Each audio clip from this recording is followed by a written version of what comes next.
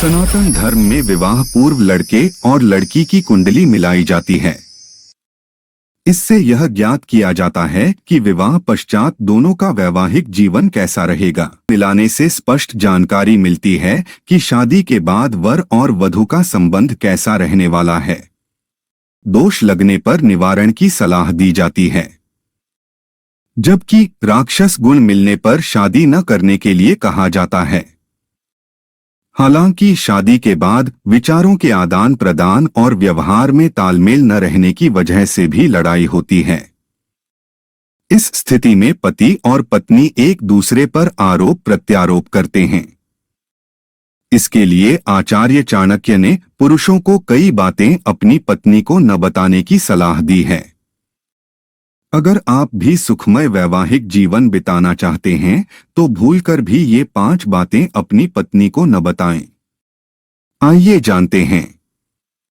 माने तो अपनी पत्नी को दान के बारे में कभी न बताएं। शास्त्रों में निहित है कि दान की जानकारी किसी से शेयर नहीं करनी चाहिए। अगर करते हैं तो दान का पुण्य प्राप्त नहीं होता है। खासकर पत्नी को तो भूलकर भी नहीं बताना चाहिए। बजट बिगड़ने पर आपकी पत्नी दान देने के ताने मार सकती है। इसके लिए दान गुप्त तरीके से करें। आचार्य चाणक्य का कहना है कि अपनी कमाई की जानकारी भी पत्नी को नहीं देनी चाहिए। आप कितना कमा रहे हैं, इसकी जानकारी आपको और आपकी कंपनी को होनी चाहिए। अगर पत्नी को आपकी कमाई का पता चल गया तो बिगाड़ सकती है। साथ ही आपके व्यक्तिगत खर्चे पर भी लगाम लगा सकती है।